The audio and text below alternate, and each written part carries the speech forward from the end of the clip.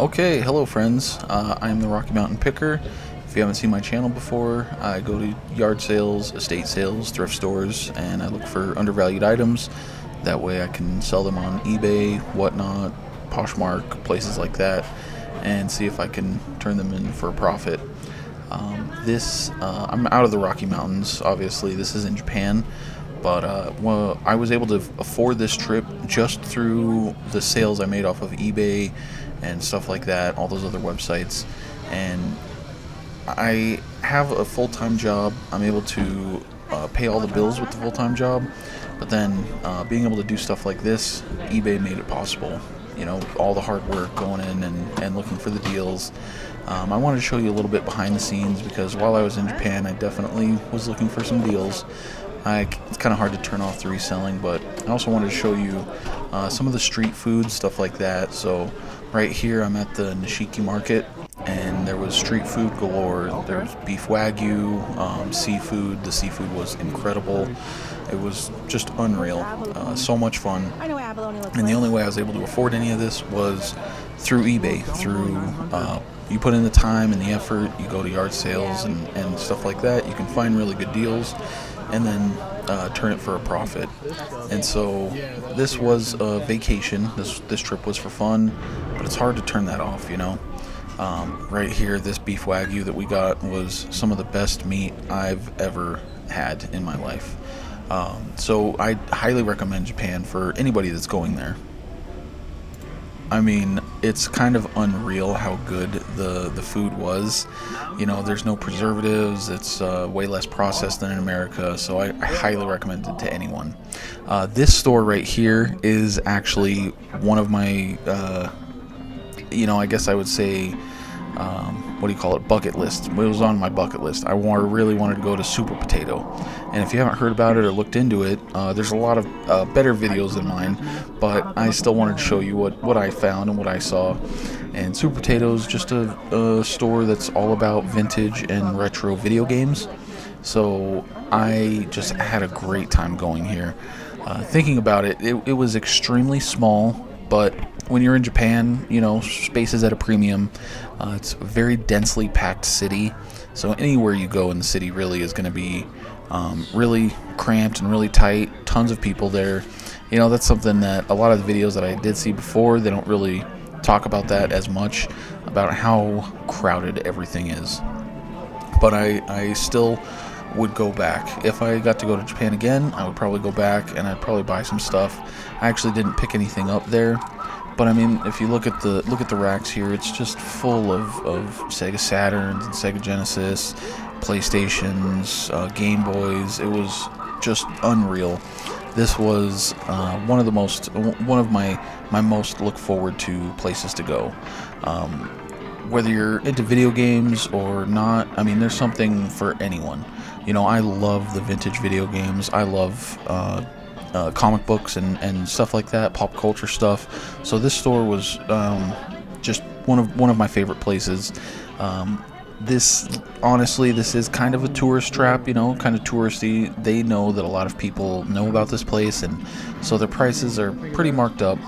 I mean, you look at this, 6,600 yen, 6,600. When you do the math, I would just move the decimal place over a couple spots, so you could call it $66. But then the conversion rate, you know, for every dollar here in America is about 66 cents there. So I would say that after you convert it, that one's probably about $40, maybe a little less. But I'm definitely not an expert. I do like to collect things, but I don't collect video games. So if I did collect video games, I'm sure I would have picked up some stuff here. However, Bookoffs are like the secondhand stores. I know that I believe you can take your stuff there and you can sell it, and then they sell it, you know, marked up. But you can find a lot better deals at other places. This is a specialty store, and it's kind of touristy, so as you can imagine, the prices are a little inflated. It was a lot of fun, though. I had a great time just looking through and seeing stuff that, you just don't find in America. I mean, no matter how many Goodwills and estate sales and yard sales I go to, I'm just never expecting to find an old Dragon Ball Z Famicom game, that I'm looking at right there. But so that's what was really the draw for me, being able to go there and see just the old stuff that they've had forever, and it was insanely fun. This was one of my most enjoyed spots that we stopped at. We were in Japan for about 2.5 weeks, and I definitely would say that Super Potato was in the top 3 places that we went to. I'm a big Pokemon guy. I do love Pokemon. I was about 6-7 years old when it came out, and I've loved it ever since. And so going to the Pokemon centers was really high up on my list as well. But you couldn't beat going to places like this. I mean, even on screen right here, I've got the Wonder Swan is what it's called. I've seen these things before, and I've heard about them. Just don't find them in America.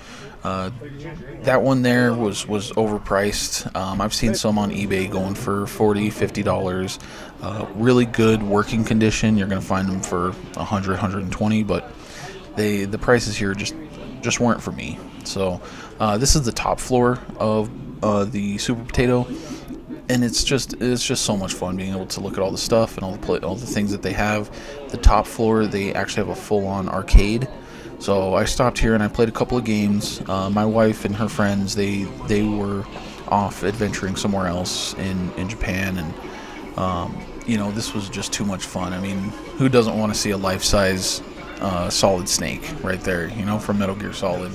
I mean, it's just too cool. I can't express how my genuine excitement that I had just being in the environment and being there.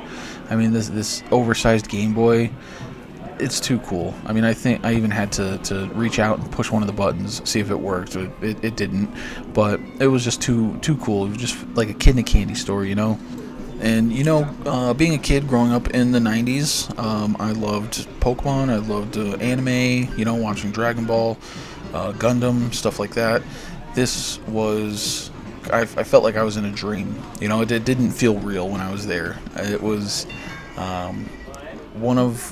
it was the trip of a lifetime. I got to be honest, and I would recommend anybody go to Japan. Whether you're into video games like me, looking for deals, thrift stores, stuff like that, or even if you just like seeing history, temples, the rural side of Japan was incredible. So this cut here, I was at a Bookoff. This one was in the city, kind of nothing spectacular. The really good Bookoffs I think that I found were there's Bookoff, and then there's also Bookoff Plus, which has clothing and stuff like that, and then Bookoff Super Bazaar kind of just has a little bit of everything. And this one, like I said, it was kind of nothing special just because of the prices. Being in the city, a little touristy, people know to look at Bookoffs. There was a Game Boy there that was like 33,000 yen. You're looking at about $330. You do the conversion rate, maybe 250, 220, somewhere around there. Just not that great of a deal. I've found Game Boys at yard sales here in America, got them for $5, something like that. So that's something to keep aware of if you do get a chance to go to Japan and you get to go to Bookoffs. But even though just seeing these Nintendo 64s in the box, like, it's kind of crazy because being a kid who grew up in the 90s, I got a Nintendo 64 when I was a kid. And the fact that these boxes are still in shape and intact, they look that good after 30 years, it's kind of astonishing to me. And as you can see, they're kind of a dime a dozen. They're still asking, out of the box, $198 basically. Convert it, it's $120, $130, somewhere around there. But it was still really cool just to be able to see everything that's there and kind of the abundance, Whenever we go to thrift stores or, places like that, it's pretty rare to find video games. I still think that this is kind of more of they specialize in a lot of things, everything, but it's kind of like going to, in America, well, here in Colorado, we have level 7 games. There's some other places like that, and they kind of specialize in it, so they charge a little more. But at this Bookoff, one of the cool things there is you saw the sign said junk. So they have, some of them have junk sections.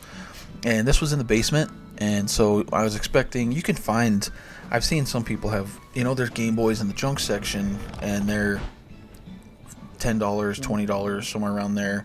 This one was a little pricey still, and I'm sure that on the writing there's a description of maybe what's wrong with it, why it's in the junk section, but they're still asking 13,200 yen. You're looking at about $132.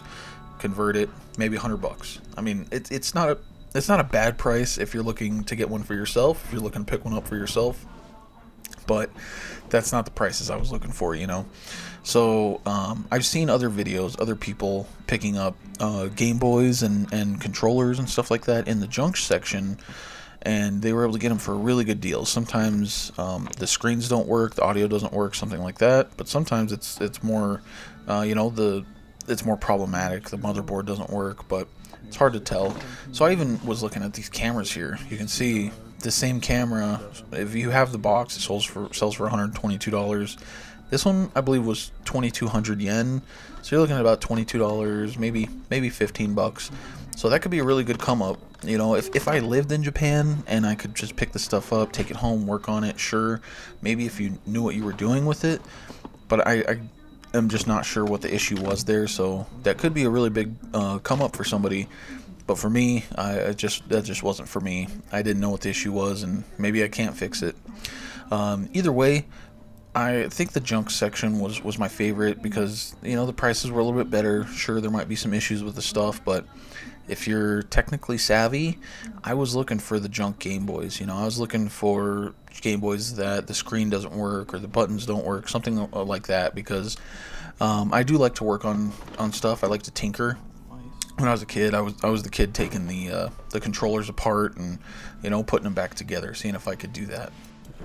So the other thing that was really cool is that they're very well organized. A lot of the bins, they would mark what was in there, and it was very well organized. You had the video game stuff in one section. On the bottom there were cords.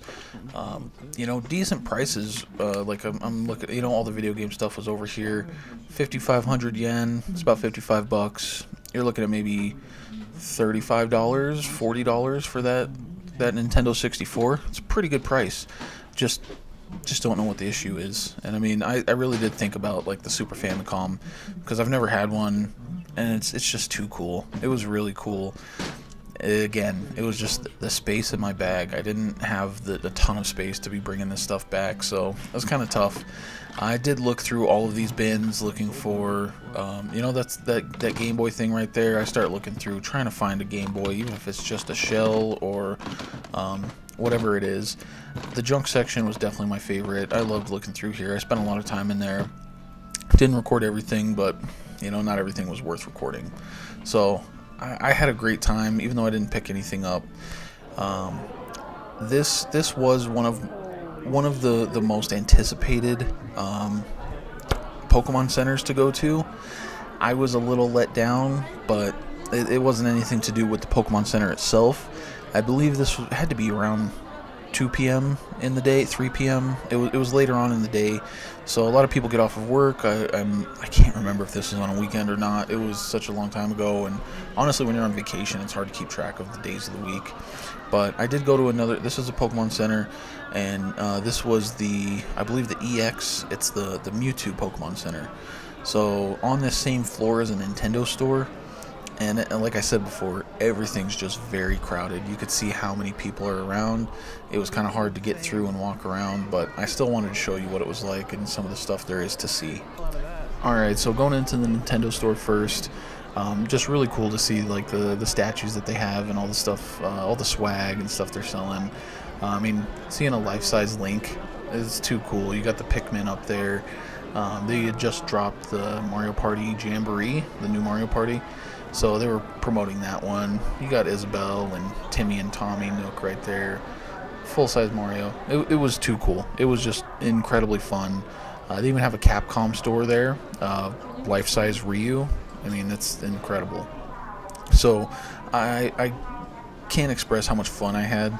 This was definitely vacation over a work trip. This was not, I did not go there for work, but I got to just being able to see and like window shop. I definitely bought a lot of stuff, which the next video I believe will be the last video that I do while I'm in Japan, and then the video after that is going to be kind of my haul video, showing you everything I got. I unpacked the suitcase with the camera there, and I'll show you everything that I picked up.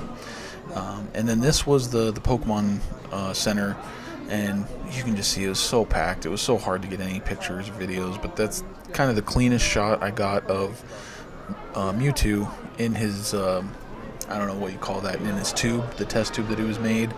But walking into the Pokemon Center, they had these cute little t-shirts or something. I think that you could have these made. You could make them yourself. So just a lot of fun stuff. The hardest part, like I said, is just that it was so packed. It was so crowded. You could barely get through there. You could barely see anything. The other two Pokemon Centers we went to, it was much earlier in the day. So I was able to actually I bought some Pokemon cards. When I was a kid, I had Pokemon cards, and my sister kind of got into it, so I was buying them with her. And so I actually bought quite a bit of Pokemon cards while I was there, but I was hoping to get more here. On the left there is the line, and it just kind of bobbed and weaved all the way through. I probably would have been standing in that line for 45 minutes, maybe 30 minutes, but it was a long line. They do move kind of quick, but it was just so packed in there. I guess I kind of started to feel a little claustrophobic. It was very tight. I'm not a small person either. I'm a pretty big guy. So going through there was, here's a little clip of just how crowded it was. This is just me trying to get out of there.